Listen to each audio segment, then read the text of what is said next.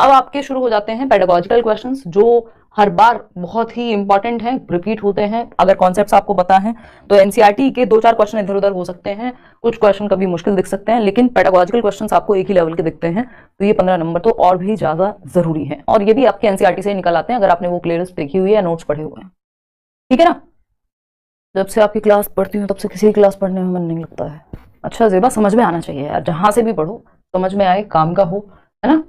बस यही है, देखिएगा। धन्यवाद। बाकी क्वेश्चन नंबर 16 देखिए, anecdotal records are used to, यानी उपाख्यान मूलक अभिलेख, हमें इसको हिंदी में कह दे रहे हैं, प्रयुक्त होते हैं। एनेक्डोटल रिकॉर्ड्स किसके लिए यूज होते हैं? Identify a child's areas of interest and relationships, यानी बच्चे के दूसरे बच्चों के साथ क्या संबंध है, उसका इंटरेस्ट एरिया क्या है। हाँ बिल्कुल, ये बात पॉजिटिव है।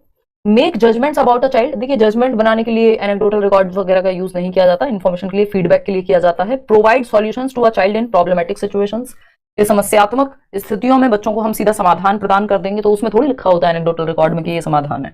Know strengths and weaknesses of a child, हाँ आप बच्चे के बारे में जब आप रिकॉर्ड कर रहे हैं चीजें, तो अलग अलग एक्टिविटीज में अलग अलग घटनाओं के हिसाब से आप बता पाएंगे कि उसकी स्ट्रेंथ और वीकनेस क्या होती है, उसके पेरेंट्स से भी ये बात कर पाएंगे, है ना? तो दो ही ऑप्शन सही हो सकते हैं, ए और डी, यही हमने सही चूज करके निकाले हैं, तो D option is the right answer over here, है ना?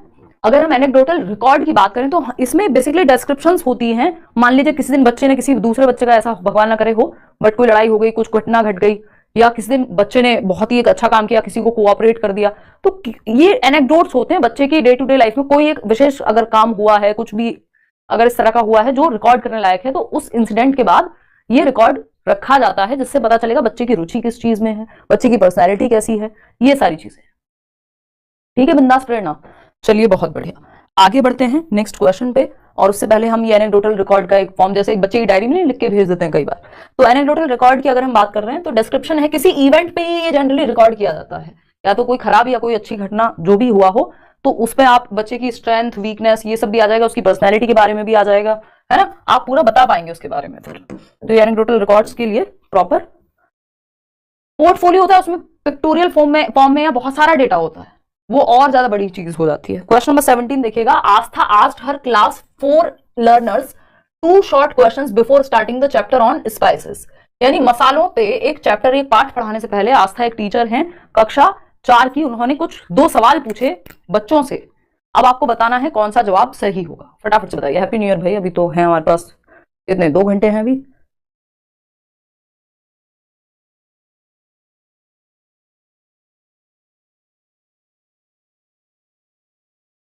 क्वेश्चन 30 ही है, और ये मच्छर मक्खियां कैसे आ पा रही हैं यहाँ पे, तो किसने एक्सेस दिया, स्पेशल कार्ड है क्या? देखिएगा एक बार और समझते हैं क्या कहानी है। बहुत बढ़िया, एक बार मेरा नाम ले लीजिए, चौधरी पढ़ लो भाई, है ना? देखो एक बार फटाफट से देखते हैं क्या कहानी है। कुछ लोग न्यू ईयर बनाने में लगे होंगे और आप पढ़ने में लगे हुए हैं, तो रिजल्ट तो इसका मिलना चाहिए। देखिएगा एक बार, अगर हम बात करें, आस्था आस्क्ड हर क्लास 4 लर्नर्स, यानी चौथी क्लास के बच्चों से 2 शॉर्ट क्वेश्चन पूछे मसाला टॉपिक पढ़ाने से पहले, या मसाला चैप्टर स्टार्ट, एक चैप्टर है जिसको पार्ट है जो मसालों के बारे में है, वो शुरू करने से पहले आस्था का क्या इंटेंशन है ये करने के लिए। पहला ऑप्शन है check previous knowledge of students, यानी बच्चों के पूर्व ज्ञान को जांचना चाहती हैं। भाई कोई भी चैप्टर शुरू करने से पहले 2 क्वेश्चन या 3 क्वेश्चन हम पूछते हैं, हमारे लेसन प्लानिंग में भी होता है, जिन्होंने लेसन प्लान बनाए उनको पता है, ठीक है ना? जो टीचिंग ट्रेनिंग होती है, डीएलएड, बीटीसी, बीएड वगैरह। Identify intelligent students in the class, 2 question पूछ के इंटेलिजेंट बच्चों का पता लग जाएगा, और ऐसा क्यों करना है।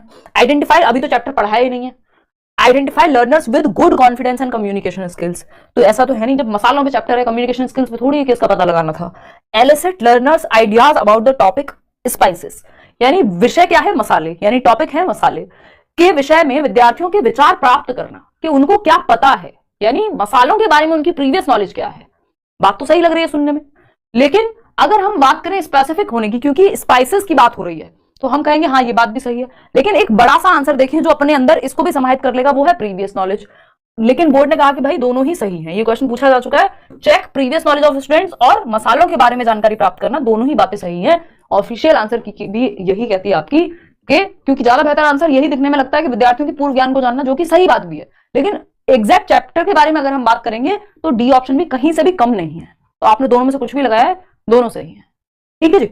चलिए आगे बढ़ते हैं। ऐसा पेपर में भी होता है कई बार कि लोग अगर 2 क्वेश्चन एक जैसे लगा देते हैं तो फिर आंसर की में 1 और 4 इस तरह का ये मार्क कर देते हैं। क्वेश्चन नंबर 18 देखिएगा, Madhavi took her class for a field trip. एक फील्ड ट्रिप पे लेके गई माधवी अपनी क्लास को, क्षेत्र भ्रमण।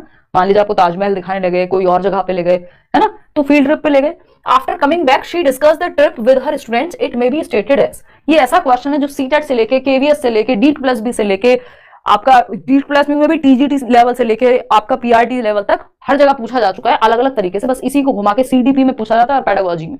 ये तो ईवीएस के, क्योंकि पेडागोजी लगभग हर सब्जेक्ट में आपको हेल्प करती है। अभी असेसमेंट टॉपिक सेम है सबके लिए, चाहे कोई भी सब्जेक्ट हो। माधवी अपनी कक्षा को क्षेत्र में भ्रमण पर ले जाती हैं। वापस आने के पश्चात उन्होंने अपने विद्यार्थियों के साथ भ्रमण पर चर्चा की। इसे जिस रूप में व्यक्त किया जा सकता है वह है, यानी क्लासरूम को, यानी क्लास को, क्लासरूम को तो कैसे ले जाएंगे, क्लास को लेके गई है माधवी, कहां, ट्रिप पे या फील्ड ट्रिप पे। जैसे शहर में कहीं कोई जगह है, कोई फैक्ट्री हो सकती है, कोई डेयरी प्लांट हो सकता है, तो लेकर के गई। और जब वहां से आगे तो क्लासरूम में फिर चर्चा हो रही है उस बात पे कि अच्छा तुमने वहां पे क्या देखा, अच्छा वो कैसे होता है कोई काम, उस फील्ड ट्रिप के बारे में। फील्ड ट्रिप से आने के बाद क्लासरूम में चर्चा हो रही है। ये हमें शुरुआत में लगता था कि ऑफ लर्निंग की बात हो रही होगी, है ना, जब मैंने भी शायद पहली बार सीटेट दिया होगा और शुरू किया होगा पढ़ाना, शुरू की बात में ही, जब सीटेट हुआ था टीचिंग ट्रेनिंग में ही, तो उस टाइम पे मुझे भी यही लगता था कि भैया ये तो असेसमेंट फॉर लर्निंग की बात हो रही होगी, है ना। लेकिन अगर हम इसको डिटेल में समझते हैं, प्रॉपर पढ़ते हैं सीसी के मैनुअल्स को और जानने की कोशिश करते हैं, तो हमें पता लगता है कि, और उसका प्रीवियस कोई बहुत इनिशियल आज से 4-5 साल पुरानी वीडियो हो तो उसमें ऐसा हो भी कि मैंने कहा कि असेसमेंट ऑफ लर्निंग है ना, क्योंकि समय के साथ आपका ज्ञान भी अपडेट होता है और होना ही चाहिए, है ना। तो अगर हम बात करें, क्योंकि हमारे पास तो कोई था नहीं कि फलाने को कॉपी करके आप उसको देख लें और उसने बताया होगा कुछ तो वहां से देख लेते हैं, है ना। अभी कई टीचर्स को भी हेल्प मिल जाती होगी, चलो लेट्स लर्न पे देख लेते हैं क्या जवाब दिया है, सही होगा यार बताया, तो वो एक क्रेडिबिलिटी है, बिल्ड होती है। तो फिर आप बहुत सारी किताबें पढ़ते हो, बहुत सारी चीजें जानते हो, ठीक, ऑथेंटिक सोर्सेज देखते हो, तो असेसमेंट फॉर लर्निंग ही है इसका जवाब, असेसमेंट ऑफ लर्निंग नहीं होगा। इसको हम दो तरीके से बांट देते हैं, ऑफ लर्निंग और फॉर लर्निंग को। ऑफ लर्निंग ना जजमेंट के लिए होता है, ये पास हुए, फेल हुए, इतने परसेंट, अगर कोई यहाँ पे प्री डिटरमिन्ड क्राइटेरिया होता कि इतने परसेंट, कितना परसेंट समझ में आया बच्चों को, ये जान रही हैं वो, तो फिर चीजें बदल जाती, फिर ऑफ लर्निंग में चला जाता। लेकिन ये फीडबैक के लिए है कि बच्चों को सीखा कितना बच्चों ने। जब भी यहाँ पे पेन पेपर टेस्ट की जनरली बात होती है, उसको हम असेसमेंट ऑफ लर्निंग में डाल देते हैं, क्लास टेस्ट को छोड़ करके। और अगर बात हो रही है किसकी, अगर बात हो रही है यहाँ पे आपके फील्ड ट्रिप की, पोर्टफोलियो की, कोई भी एक्टिविटी करा के अगर जांचने की कोशिश की जा रही है, तो समझ जाओ असेसमेंट फॉर लर्निंग है, अधिगम के लिए आकलन है, फीडबैक के लिए वो चीज हो रही है। चाहे वो फील्ड ट्रिप हो, चाहे वो आपका कोई और एक्सपेरिमेंट हो, चाहे वो आपका कोई और क्या कह देंगे हम उसको, पोर्टफोलियो है, चेकलिस्ट है, तो ये फॉर लर्निंग के तरीके हैं जो फीडबैक के लिए काम में आएंगे, है ना। किसी पैमाने के तहत कि इतने परसेंट अचीव करना है या कितना परसेंट उनको आता है, ये सब चेक करने के लिए किया जाता, तो ऑफ भी हो सकता था ये, ठीक है ना। तो डिपेंड करेगा पूछा कैसे है। एज लर्निंग होता है जब बच्चे सेल्फ असेस कर रहे हैं या बच्चों के साथी, या तो वो खुद से खुद का असेसमेंट कर रहे हैं या आप उनका पीयर ग्रुप एक दूसरे का असेसमेंट कर रहा है, तब एज लर्निंग है। वाइल लर्निंग ऐसा यहाँ कुछ बनता नहीं है। चलिए, तो खैर ये हुई एक बेसिक बात। तो जब फील्ड ट्रिप की बात हुई, जब एक्टिविटी करा के असेसमेंट की बात हो रही है, तो फॉर लर्निंग की तरफ हम जाएंगे। एक सिंपल हैक है इसका। क्वेश्चन नंबर 19 देखिएगा, effective teaching learning will take place only if, यानी प्रभावी शिक्षण अधिगम केवल तभी संभव होगा जब, बताइए, ए भी हो सकता है। ए तब होगा जब किसी एक स्टैंडर्ड क्राइटेरिया के अगेंस्ट पूछा हो कि इतने परसेंट, आपको कितने परसेंट नॉलेज हुई, मुझे ये जानना है। नॉर्मल केस में ए नहीं होगा, ऑफ लर्निंग नहीं होगा, फॉर लर्निंग ही होगा, है ना। ए ऑफ लर्निंग ही था ना, ऑफ लर्निंग बनता नहीं है क्योंकि फील्ड ट्रिप से नहीं, ऑफ नहीं होगा जब तक कोई पैमाना सेट ना हो कि किसी एक क्राइटेरिया को फुलफिल करना है और तब जानना है कि इतने परसेंट कुछ अचीवमेंट हुई है, क्योंकि वो फीडबैक के लिए नहीं, जजमेंट के लिए होता है ऑफ लर्निंग जो है। तो यह जजमेंट नहीं, बस जानने की कोशिश हो रही है कि कैसे इंप्रूव कराया जाए। अगर कुछ भी सीखा होगा तो चर्चा होगी क्लासरूम में और वो चीज इंप्रूव हो जाएगी। कोई प्रॉब्लम नहीं है अगर अगस्त वाले बैच से भी पढ़ो, सिलेबस सेम ही है, 2 महीने मुश्किल से दिए इन्होंने, है ना। मुंतशिर, कोई दिक्कत नहीं, आराम से पढ़ के आप अभी भी पेपर बढ़िया से निकालोगे। देखिए 75% लोग जो हैं, और बल्कि अगस्त में ज्यादा टाइम मिला था अगस्त वाले पेपर में टीचर्स को भी, इस बार टाइम भी कम मिला है, 2-2.25 महीना भी नहीं मिला। प्रभावी शिक्षण अधिगम केवल तभी संभव होगा जब, यानी इफेक्टिव टीचिंग लर्निंग, इफेक्टिव मतलब बेहतर, प्रभावशाली, तब अच्छी टीचिंग लर्निंग होगी जब the teacher conducts it to complete his और हर लेसन प्लान। सिर्फ लेसन प्लान कंप्लीट करना हो, सिलेबस कंप्लीट करना हो, खराब तरीका। द टीचर, सिंपल हमें क्या ढूंढना है, बच्चा जहां एक्टिव होगा वो बेस्ट तरीका है। The teacher conducts it in compliance with school orders, बस स्कूल ऑर्डर मिला है, स्कूल से आदेश मिला है, प्रिंसिपल ने कहा इसलिए कर रहे हैं, नहीं, सीखने के लिए सीखना होना चाहिए। The teacher transacts lesson plan for activity based learning upon peers direction, यहाँ पे कुछ एक्टिव लग रहा है बच्चा हमें, यानी the teacher transacts lesson plan for activity based learning upon peers direction, यानी शिक्षक अपने सहयोगी के निर्देशों पर क्रियाकलाप आधारित अधिगम के लिए पाठ्य योजना को संभावित। अब वो एक्टिविटी बेस्ड लर्निंग भी इसलिए करा रहे हैं क्योंकि transacts lesson plan for activity learning based upon peers direction, क्योंकि टीचर के किसी दोस्त ने या उनके स्कूल में किसी ने उनको कहा है कि कराना है, तो ये भी सही तरीका नहीं हुआ। बेहतर ऑप्शन हमारे पास ये है, सी हो जाता अगर ये नहीं होता तो। The activities conducted by the teacher help children in constructing knowledge and understanding the concepts, यानी जो शिक्षक के द्वारा आयोजित क्रियाकलाप या एक्टिविटीज होती हैं उनसे बच्चों का ज्ञान निर्माण करने में मदद मिलती है और उनके कॉन्सेप्ट समझने में सहायता मिलती है। यानी बच्चे की भलाई में जो ऑप्शन है वो है डी ऑप्शन। सबसे ज्यादा जो एक्टिव होगा बच्चा वो डी ऑप्शन में होगा। क्वेश्चन नंबर 20 देखिएगा और समझिएगा क्या कहता है भाई ये। To assess socio personal qualities of children engaged in learning of EVS through group work the most appropriate tool will be. देखिए इस क्वेश्चन के बारे में कुछ विशेष बातें हैं जो मैं अभी करूंगी, क्योंकि कुछ लोगों ने यूट्यूब पे कर दिया ब्रेन वॉश, कुछ टीचर्स का भी इसमें पूरा पूरा हाथ है, सबका नहीं, ऑफ कोर्स कुछ ही लोग होंगे जिन्होंने ये एक हल्ला मचा दिया है सबको ये दिखाने के लिए कि अब तो पेपर बदल गया है, पूरी तरह से चेंज हो गया है, अब तो पुराने क्वेश्चन नहीं आते, अब तो ये नहीं होता, अब तो हिंदी पेडागोजी में वो नहीं पूछा जाता जो पहले पूछा जाता था। हल्के से चेंज को पूरा घुमा करके पेश कर दिया। जबकि अभी क्योंकि मैं देख रही थी कल परसों एक कमेंट था कोई इस बार की हिंदी पेडागोजी की वीडियो पे, जिसमें मैंने प्रीवियस ईयर क्वेश्चन यानी इसी साल का जो अगस्त में पेपर हुआ है और जो ऑनलाइन एग्जाम है वो क्वेश्चन कराए हुए हैं। अब इनको मोहतरमा को समझ में आ गए होंगे वो क्वेश्चन कि यार ये तो आसान लग रहे हैं, ये तो टॉपिक समझ में आ रहा है। अब जैसे ही समझ में आती है ना कोई चीज, हमें लगता है ये नहीं पूछा जाएगा क्योंकि ये तो मेरे समझ में आ रहा है, पूछा तो वो जाएगा जो समझ में ना आए या मुश्किल हो। जबकि मुश्किल क्वेश्चंस की संख्या हमेशा कम होती है, डिफिकल्टी लेवल के क्वेश्चन तो कम ही डाले जाते हैं ना पेपर में। तो उस केस में कुछ टीचर्स ने भी ये ब्रेन वॉशिंग कर दिया कि भाई आसान चीजें नहीं आएंगी, जबकि सिलेबस से आज भी आ रही हैं चीजें, आसान चीजें भी आ रही हैं। अगर आप पेपर उठा के देखेंगे, हमने प्रीवियस ईयर उठाना बंद कर दिया। हमने कहते हैं सर ने कहा है, मैडम ने कहा है, अब तो ये क्वेश्चन ही नहीं आएगा, जो पहले आते थे वो तो आएंगे ही नहीं। यही क्वेश्चन, इससे मुझे याद आया, 2016 में भी पूछा जा चुका है सितंबर में, है ना।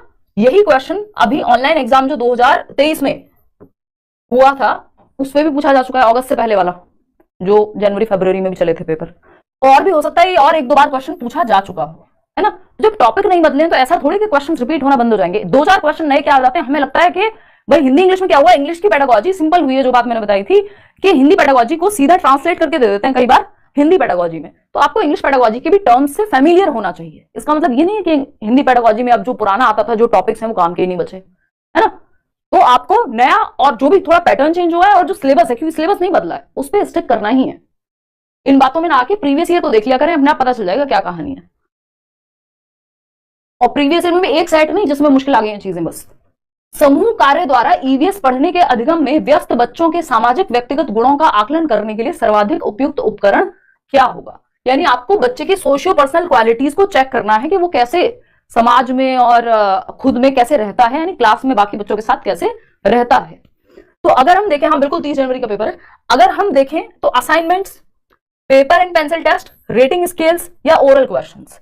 तो इसका तरीका रेटिंग स्केल ही बेहतर माना जाता है। जब ये 2016 में पूछा था तब भी, 2023 में पूछा गया है तब भी, ठीक है ना। अगर आप सिर्फ प्रीवियस ईयर को अच्छे से कर लेते हैं, आपका पेपर अच्छे नंबर से भी लाने से कोई रोक नहीं सकता, अगर एनालिसिस प्रॉपर किया हुआ है आपने, ठीक है ना। पेपर पेंसिल परीक्षण, सॉरी ये तो होगा ही नहीं कभी भी, स्पेशली सोशियो और पर्सनल रीजंस को जानने के लिए। असाइनमेंट, ये श्रेणी मापन या रिक्टर स्केल भी कह देते हैं इसको, रेटिंग स्केल। ओरल क्वेश्चन से कुछ हद तक पता चल सकता है, लेकिन रेटिंग स्केल को ज्यादा बेहतर माना जाता है कि आप कोऑपरेट कितना करते हैं। तो आप हर चीज के लिए एक रेटिंग बनाई गई है कि अच्छा दूसरों के साथ कोऑपरेशन में, दूसरों के साथ झगड़े में, तो on a scale of 1 to 10 rate करो बच्चे को। जैसे आप पिज्जा खा के रेट करते हैं कि कितना मजा आया, 4 नंबर 4 स्टार देंगे कि 3 स्टार देंगे कि 5 स्टार देंगे, है ना। तो रेटिंग स्केल वैसा ही है कि दूसरे के साथ कोऑपरेट करने में, ग्रुप वर्क में, लीडरशिप में कौन कितना स्कोर कर पाएगा, उस हिसाब से बच्चे की सोशियो पर्सनल एबिलिटीज के बारे में पता लग पाएगा। तो रेटिंग स्केल इसका ज्यादा बेहतर तरीका है। क्वेश्चन नंबर 21 देखिएगा। As an EVS teacher which of the following factors will you consider while planning a group activity for your class. आप एक ग्रुप एक्टिविटी प्लान कर रहे हैं, यानी बच्चे समूह में 2-2, 4-4, 2 तो नहीं, 2 का तो पेयर होता है, 3, 4, 5 का ग्रुप बनाया हुआ है आपने और एक्टिविटी करा रहे हैं। तो कौन सा तरीका as an EVS teacher important होगा।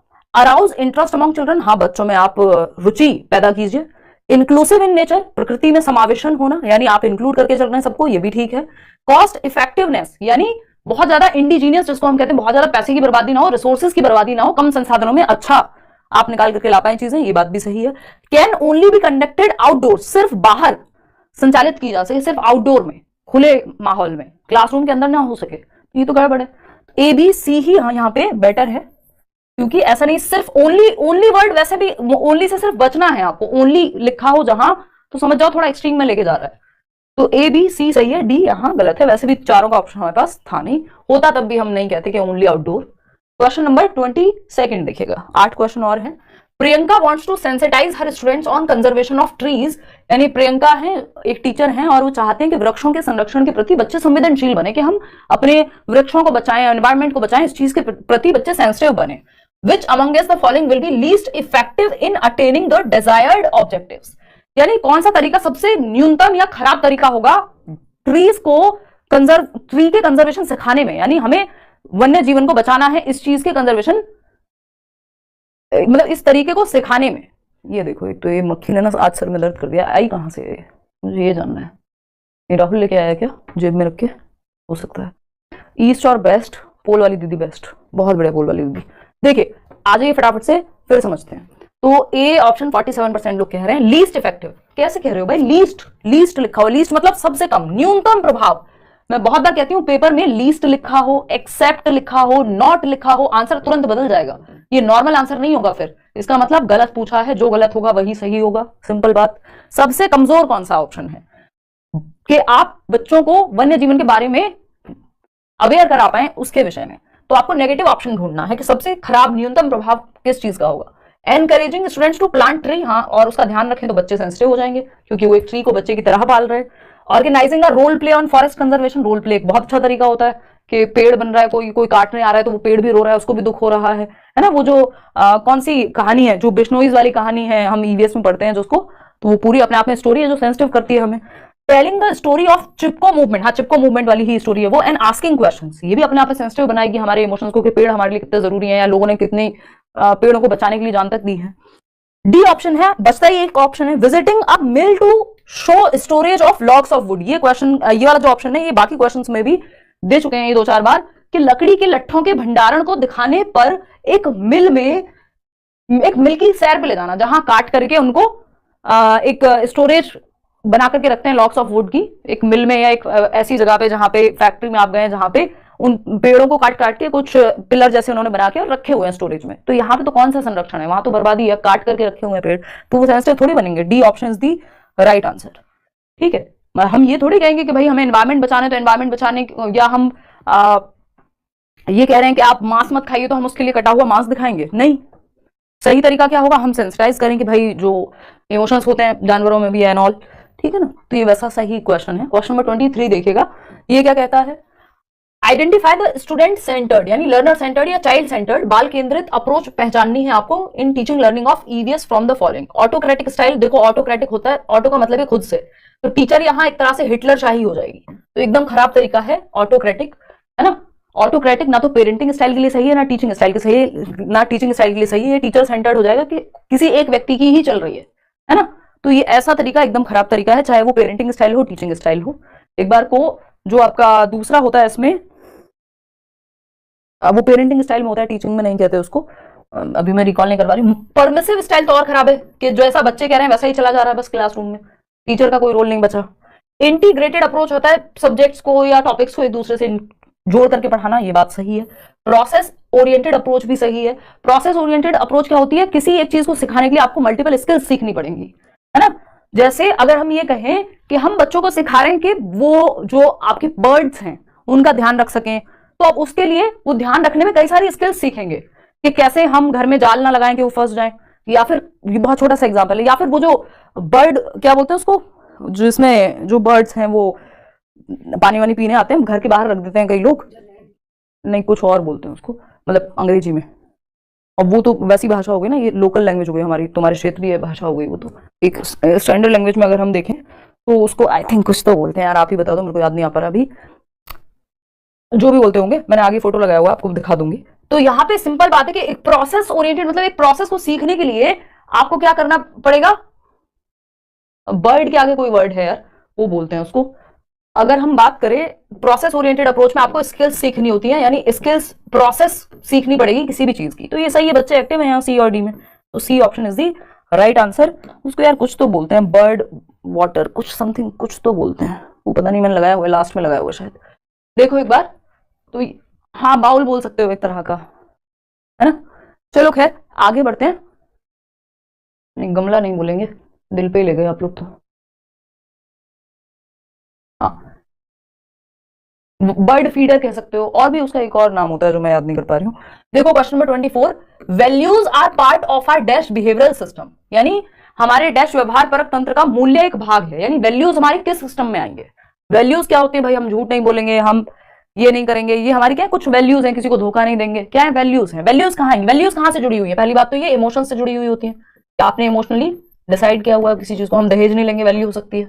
ठीक है, अफेक्टिव यानी भावात्मक डोमेन में जाएगी ना सीधी सीधी। कैप याद है, कॉग्निटिव, अफेक्टिव और साइकोमोटर। कॉग्निटिव का मतलब है संज्ञानात्मक, जो दिमाग से संबंधित हो, जैसे थिंकिंग, रीजनिंग, वो सब। अगर थिंकिंग लिखा होता तो कॉग्निटिव हो जाता। कॉन्सेप्चुअल या कॉन्सेप्ट्स का बनना, संप्रत्तियों का निर्माण, तो संज्ञान में हो जाता। याद रखना संज्ञान में हो जाता। अगर कोई एक्टिविटी करा रहे होते तो मनोगतिक यानी साइकोमोटर हो जाता, कोई फिजिकल एक्टिविटी होती तो। लेकिन ये इमोशन से जुड़ी हुई बात है तो ये अफेक्टिव डोमेन में जाएगी। ब्लूम टैक्सोनॉमी याद कर लीजिए, अफेक्टिव एंड कॉग्निटिव दोनों में नहीं जाएगी। आंसर होगा अफेक्टिव डोमेन में वैल्यूइंग जो है या वैल्यूज जो है वो आपकी आती है ना, दोनों में नहीं जाएगा भैया। ए ऑप्शन, कहने को कोई चाहे तो कह सकता है, बट वैल्यूज जो है वो अफेक्टिव डोमेन का पार्ट ज्यादा है, ऑफिशियली भी यही मानते हैं। चलो आगे बढ़ते हैं क्वेश्चन नंबर 25 पे। वो इन्होंने माना नहीं है, कॉग्निटिव से जुड़ा हुआ हो सकता है, लेकिन यहाँ पे जो आंसर भी माना है वो अफेक्टिव ही माना है। और वो वैल्यूज अगर आप डोमेन के हिसाब से जाएंगे, ब्लूम्स टैक्सोनॉमी के, तो वो उस हिसाब से जाएंगे। टाइप्स ऑफ डेवलपमेंट होता तो शायद दोनों में काउंट कर लेते हैं हम। क्वेश्चन नंबर 25 देखिए, the nature of EVS can be best described as. EVS की प्रकृति सबसे बेहतर तरीके से कहां समझी जा सकती है। इट इंटीग्रेट सेवरल डिसिप्लिन, भाई इसमें आपका सोशल स्टडीज भी है, इसमें आपका एनवायरमेंटल स्टडीज भी है, और तीसरा क्या है आपका साइंसेस भी है। ईवीएस में 3 सब्जेक्ट्स इंक्लूड होते हैं आपके प्राइमरी लेवल पे, विज्ञान यानी साइंस भी है, एनवायरमेंटल स्टडीज यानी पर्यावरण अध्ययन भी है, और तीसरा सब्जेक्ट है आपका सोशल स्टडीज, सामाजिक अध्ययन। तो ये तीनों सब्जेक्ट्स इंक्लूड होते हैं, सही है, इंटीग्रेट कर लेता है। चाइल्ड सेंटर्ड है, सही है। एक्सपीरियंशियल है यानी अनुभवजन्य है, अनुभव करके बच्चे सीखेंगे। टीचिंग बेस्ड है, ये गलत है, बच्चे पे आधारित है, चाइल्ड सेंटर्ड कहेंगे। ABC is the right answer, तो ए ऑप्शन सही हो गया यहाँ, बाकी गलत हो जाएंगे। 5 सवाल और हैं, फटाफट से करते हैं और समझते हैं कहानी इधर लेकर के जाती है हमें। क्वेश्चन नंबर 26 देखिएगा एक बार, ये क्या कहता है भाई, from the words given below choose at least 3 words और ऑप्शंस विच डिस्क्राइब एनवायरमेंट। आपको 3 वर्ड्स चुनने हैं जो पर्यावरण को डिस्क्राइब करें, पर्यावरण के बारे में कौन से सही है। फ्लोरा एंड फौना, हाँ हम कहते हैं वनस्पति और जात प्राणी जीवन। बायोटिक एंड एबायोटिक, जैविक और अजैविक भी पर्यावरण से संबंधित है। Social and cultural, social and cultural भी हम कह सकते हैं कि हाँ भाई समाज और संस्कृति में पर्यावरण का कुछ हिस्सा आता ही होगा, ठीक है ना। लेकिन हम ये नहीं कह सकते कि जो क्रिएटिव एंड क्यूरियस है वो बच्चे के बारे में, एनवायरमेंट के बारे में नहीं है, बच्चे के बारे में है क्रिएटिव और क्यूरियस, ना कि एनवायरमेंट के बारे में, ठीक है ना। वैसे भी हमारे पास ऑप्शन नहीं है कि हम ए और बी को चुन लें, सोशल एंड कल्चर को तो इंक्लूड किया जा सकता है एनवायरमेंट के केस में, तो ABC यानी B option is the right answer over here. लेकिन क्रिएटिव एंड क्यूरियस तो बच्चा होगा, एनवायरमेंट को थोड़ी क्रिएटिव और क्यूरियस कहते हैं। क्वेश्चन नंबर 27 देखिए और जवाब दीजिए फटाफट से।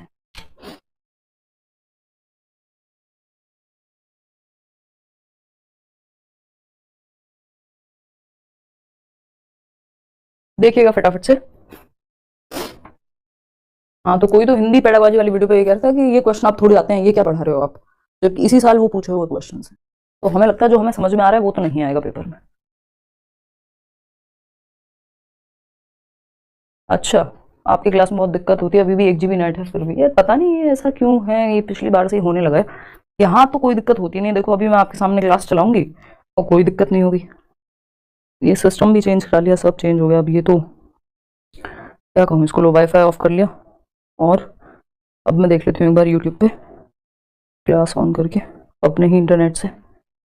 ये तो कुछ भी नहीं चल रहा अभी, रुको, हाँ चल गया, 1 मिनट रुको।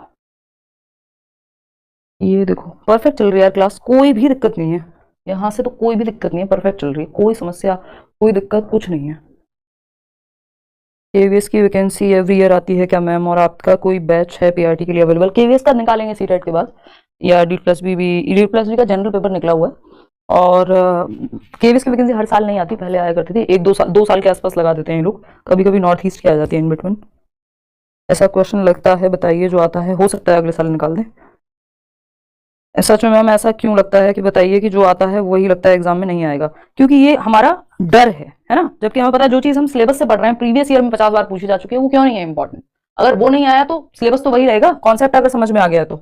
देखो एक बार, in an EVS teaching learning, क्योंकि हमारा ध्यान कॉन्सेप्ट समझने की बजाय बस क्वेश्चन रटने पर होता है कई बार।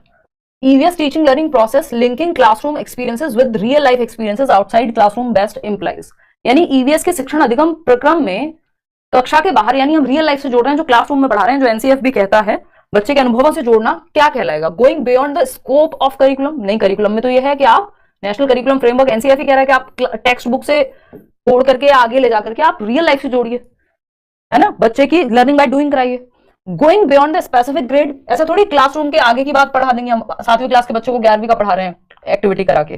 Going beyond the text book, ये बात पक्की है कि सिर्फ टेक्स्ट बुक में जितना लिखा है उतना ही नहीं, लेवल ऑफ लर्नर नहीं, भाई बच्चे के जीवन से जोड़ रहे हैं, यानी टेक्स्ट बुक के बाहर जा रहे हैं, है ना। ऐसा नहीं है कि हम ये कह रहे हैं कि स्कोप ऑफ करिकुलम से ही बाहर चले गए, ऐसा नहीं है। वो करिकुलम में आती है एक्टिविटीज भी और सिलेबस भी, ऐसा नहीं कि सिर्फ लिखा हुआ ही करिकुलम का पार्ट है, सिलेबस ही, ये टेक्स्ट बुक से नहीं पढ़ा रहे तो करिकुलम में नहीं होगा, ऐसा नहीं है। क्वेश्चन नंबर 28 देखिए, survey and write has been included in some chapters of EVS textbook for grade 5 it aims eight.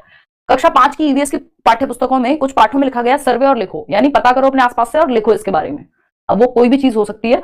Giving opportunities to students to explore and learn, हाँ बच्चे अवसर मिल रहे हैं उनको एक्सप्लोर करेंगे, अपनी दादी नानी से पूछेंगे उस समय पे कौन सी करेंसी चलती थी, तो लिखेंगे कि मैंने अपनी दादी से पता किया कि उस टाइम पे ये सिक्के चलते थे, अब ये पैसे चलने बंद हो गए हैं, पहले अब रुपीज ही चलते हैं, पहले पैसे भी चलते थे। तो ये सारे अवसर मिल रहे हैं बच्चों को एक्सप्लोर करने के और सीखने के।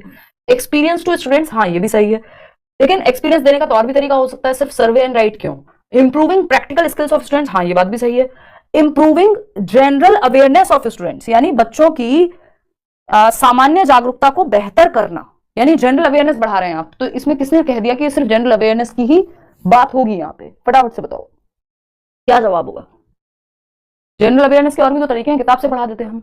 सिर्फ एक ही ऑप्शन हमें ज्यादा बेहतर लग रहा है, क्योंकि ऐसा नहीं, प्रैक्टिकल स्किल्स भाई एक्सप्लोर करके लिखने में सिर्फ जरूरी थोड़ी सिर्फ प्रैक्टिकल ही होगा। तो सबसे बेहतर ऑप्शन हमारे पास ए ही है कि एक्सप्लोर एंड लर्न। अब आप इसमें प्रैक्टिकल स्किल अपने आप सीख जाओगे जहां जरूरत होगी, ठीक है ना, एक्सप्लोरेशन में प्रैक्टिकल अपने आप आ जाएगा। क्वेश्चन नंबर 29 देखिए, सेकंड लास्ट है। ये कहता है विच of the following is an effective strategy of EVS. EVS पढ़ाने का बेहतर तरीका, लेक्चर तो बिल्कुल नहीं होगा, एक्टिविटी पे ध्यान देंगे हम। वैसे भी कक्षा 1 से 5 तक की बात हो रही है तो लेक्चर मेथड इससे ऊपर वालों के लिए बेहतर होता है।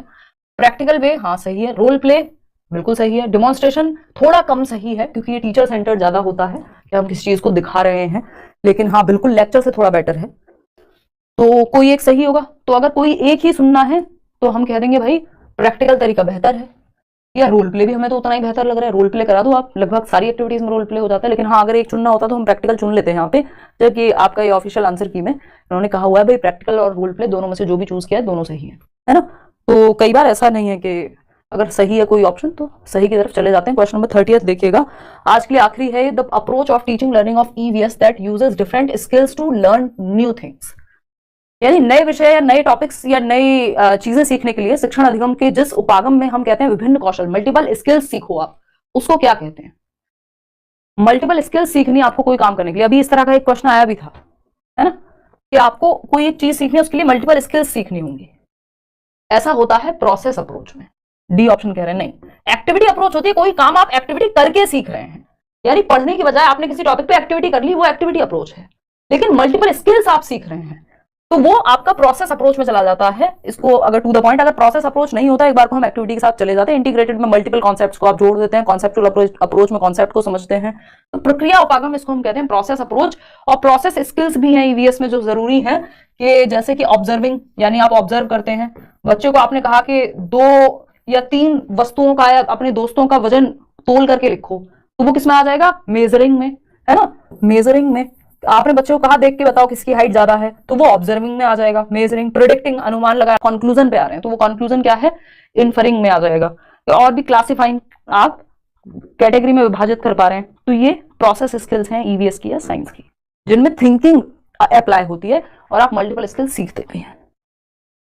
तो ये एक बेसिक सी बात हुई। ये था वो कि जब हम, पता नहीं कैसे मेरा, जब मैंने ये निकाला भी तो एग्जैक्ट वर्ड मेरे दिमाग में था कि ये जो है आपका, इसको बर्ड कुछ तो कहते हैं यार, भगवान जाने क्या कहते हैं।